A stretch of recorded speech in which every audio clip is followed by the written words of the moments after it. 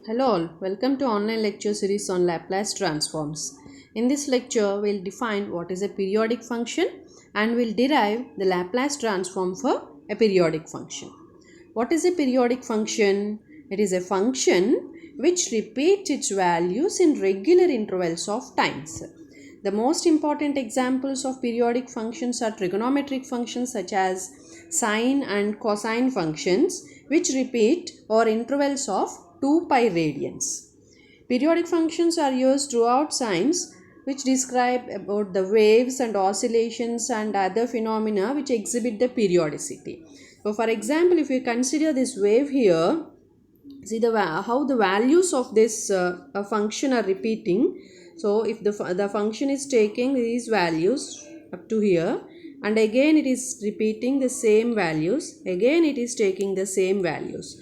So this is the period of this function because the values are repeating after this period of time. Now if we consider the sine function, so the values of sine from minus 2 pi to 0 are given with this, and again from 0 to 2 pi sine takes the same values, and from 2 pi to 4 pi sine takes again the same values. So for a period of 2 pi the values of sine are repeating. Therefore sin x is a periodic function with periodicity 2 pi. Similarly, cos x is also a periodic function with periodicity 2 pi. Now, how do we define a periodic function mathematically? A function f is said to be a periodic function if there is some non-zero constant t such that f of x plus t is equal to f of x for all values of x in the domain of f. That means the values of f of x remain same at x plus t. So the value repeats after a period of t also. That is mathematically written as f of x plus t is same as f of x. Then in this case we say that t is a period of the function f. So a non-zero constant t which satisfies the condition f of x plus t is equal to f of x is called a period of the function. And the least positive integer which satisfies this condition is called the fundamental period. The least positive integer in number t which satisfies this condition is called a fundamental period. For example, if we consider sine of x plus 2 pi is again equal to sine x, and 2 pi is the least positive integer which satisfies this equation. Therefore 2 pi is the fundamental period of the sine function. Now if f of x is a periodic function with period L, then we can have f of x is same as f of x plus L, and f of x plus L is same as f of x plus L plus L, that is f of x plus 2L, which is same as f of x plus 2L plus L, that is f of x plus 3L, and so on. It is equal to f of x plus NL, where n is any integer. So remember this thing. F of x is equals to f of x plus L or f of x minus L, in fact, which is same as f of x plus 2L or f of x minus 2L, and so on. Now let us derive the Laplace transform of a periodic function. So consider a periodic function f of t with period t. Then the Laplace transform of f of t is given by 1 by 1 minus e power minus st integral 0 to t e power minus st into f of t dt. In the definition of Laplace transform of f of t, we have integral 0 to infinity here. But for a periodic function, instead of 0 to infinity, it is enough if we consider up to 0 to t, integral 0 to t e power minus st into f of t dt multiplied with the fraction 1 by 1 minus e power minus st, where t is the periodicity of the function f. So the Laplace transform of a periodic function f of t with period capital T is given by 1 by 1 minus e power minus s into capital T into integral 0 to t e power minus st into f of t dt. But before applying this property, let us prove it first. Because f of t is a periodic function with period t, we have f of t is equal to f of t plus t, which is equals to f of 2 plus 2t, and so on. Now consider Laplace transform of f of t. By definition, it is integral 0 to infinity e power minus st into f of t dt. Now let us split integral 0 to infinity as integral 0 to t plus integral t to 2t plus integral 2t to 3t, and so on up to infinity. Now, in the second integral here, we put t is equal to u plus t, and in the third integral we put t is equal to u plus 2t, and in the fourth integral similarly we take t is equal to u plus 3t, and so on. So let us see what happens after this substitution in that particular integral. For example, consider the second integral. Here we have taken t is equal to u plus t. So what happens to second integral here? Look carefully. Integral, let us look the limits afterwards. First let us look into the integrand.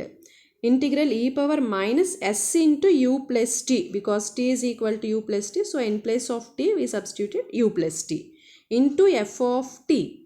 T is u plus t, therefore f of u plus t. And what is dt? dt is equal to du. So dt is substituted as du.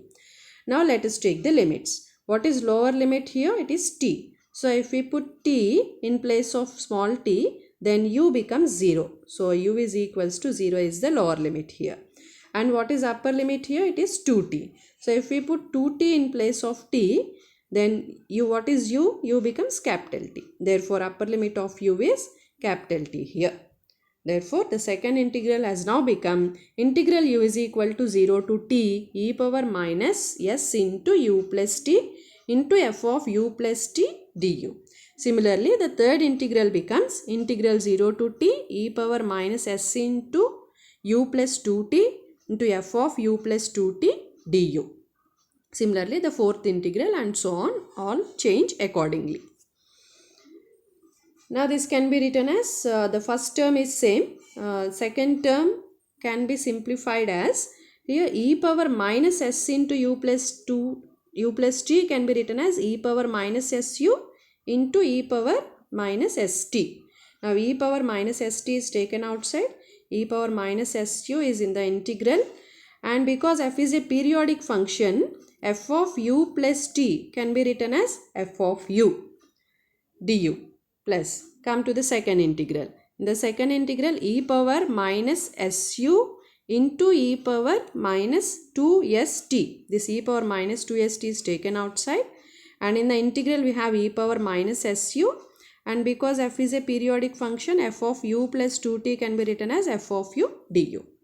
So in each of these terms, this integral is in common. If you observe, in every term this integral is common. Look here, in first term, second term, and third term we have this integral. So we can take this integral common. Therefore this becomes integral 0 to t e power minus st into f of t dt. If we take this common, in the first term we have 1, and in the second term we have e power minus st, in the third term we have e power minus 2st, in the third term we may have e power minus 3st, and so on. So this is 1 plus e power minus st plus e power minus 2st plus, and so on. Therefore Laplace transform of f of t is this, and this can be written as 1 by 1 minus e power minus st into integral 0 to t e power minus st f of t dt, because here 1 plus x square plus and so on is 1 by 1 minus x. This expansion is 1 by 1 minus x. Here in place of x we have e power minus st. Therefore this expansion gives 1 by 1 minus e power minus st into integral 0 to t e power minus st into f of t dt. Therefore Laplace transform of a periodic function with periodicity capital T is 1 by 1 minus e power minus st into integral 0 to capital T e power minus st f of t dt. So for a periodic function we need not integrate up to infinity. It is enough if we integrate up to capital T, and if we multiply with this fraction 1 by 1 minus e power minus st. Now let us apply this property to find the Laplace transform of certain periodic functions. As a first example, we consider the function here is rectified semi-wave function, which is given by f of t is equal to sine omega t in the interval 0 to pi by omega and 0 from pi by omega to 2 pi by omega. The definition is given up to 2 pi by omega. That means it is understood that f of t is a periodic function with periodicity 2 pi by omega. And after 2 pi by omega, again the definition is repeated, like from 2 pi by omega to 3 pi by omega it is sine omega t, and from 3 pi by omega to 4 pi by omega it is 0. And again the cycle repeats because f of t is a periodic function. So now let us derive its Laplace transform using the above property. F of t is here a periodic function with period 2 pi by omega, that is capital T is 2 pi by omega. Capital T is 2 pi by omega. So Laplace transform of f of t is given by this formula. In place of capital T, we substitute 2 pi by omega into integral 0 to 2 pi by omega can be split as integral 0 to pi by omega plus pi by omega to 2 pi by omega, because the definitions of f of t are different in the two intervals.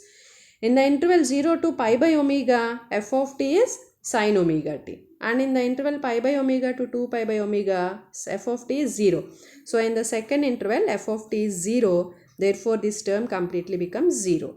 And in the first integral, f of t is sine omega t, so we substitute sine omega t here. So this gives 1 by 1 minus e power minus 2 pi s by omega integral 0 to pi by omega e power minus st into sine omega t dt. Now let us integrate this and substitute the limits. Upon integrating we get, I think do you remember the formula of integral e power ax into sine bx. It is e power ax by a square plus b square into a sine bx minus b cos bx. So applying that formula we get integral of this is a is here minus s and b is omega. Therefore e power minus st by s square plus omega square into minus s sin omega t minus omega cos omega t within the limit 0 to pi by omega. Now we will substitute the limits. First upper limit and then lower limit. Upper limit is pi by omega. So wherever we have t, we substitute pi by omega, minus lower limit is 0. So we put t is equal to 0.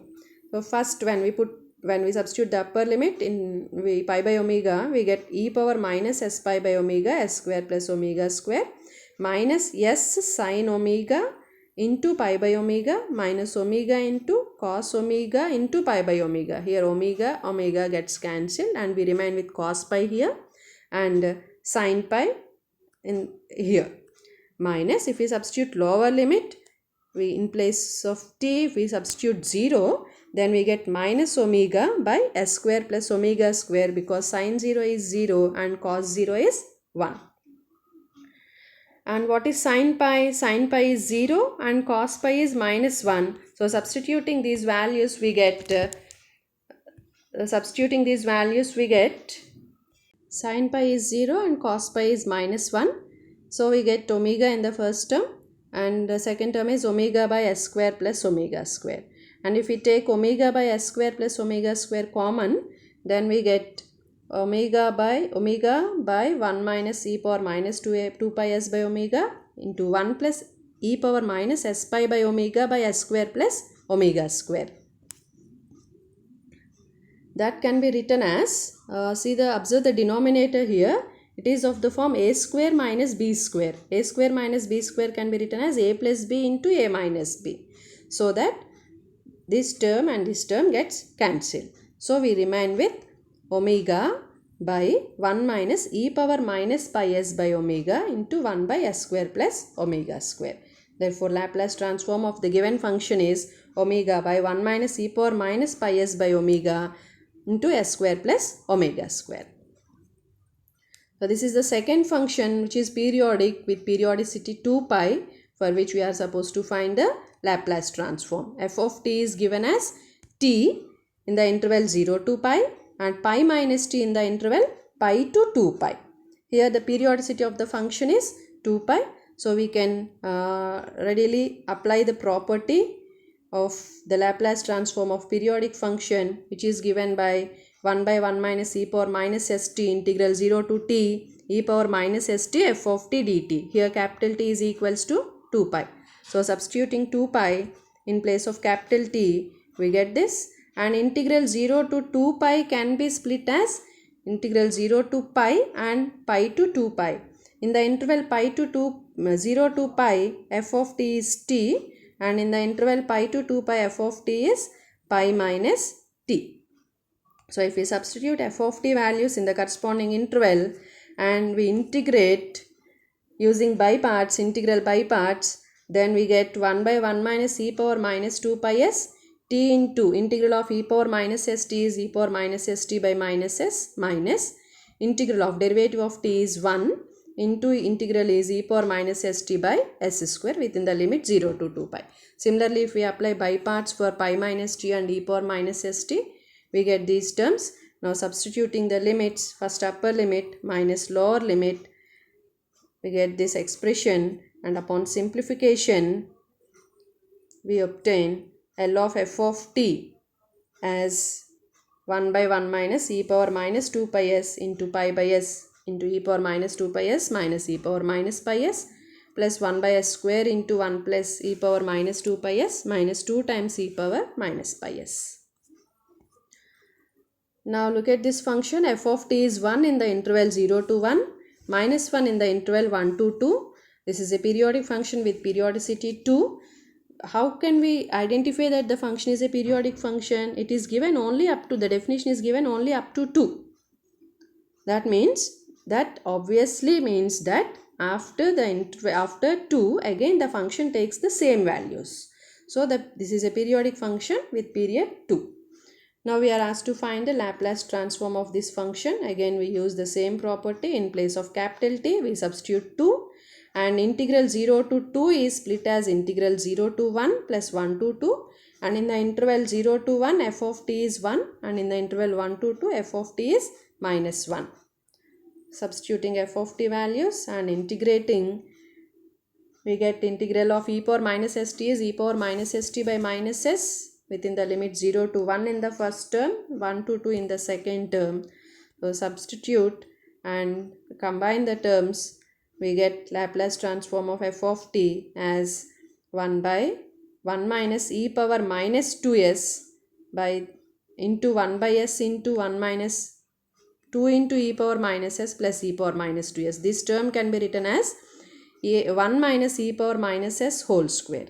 And this denominator term, which is of the form a square minus b square, can be written as a minus b into a plus b, so that 1 minus e power minus s gets cancelled and we remain with 1 minus e power minus s by s into 1 plus e power minus s. So this is the Laplace transform of the given function. So these are some practice questions for you. Here we are supposed to find the Laplace transform of this periodic function. In the first problem, if you observe, f of t is a periodic function with periodicity 2a, and in the second function f of t is a periodic function with period 2 pi, and in the third function f of t is a periodic function with capital T. So try these problems. In case of any doubts, you contact me. Thank you for watching this video.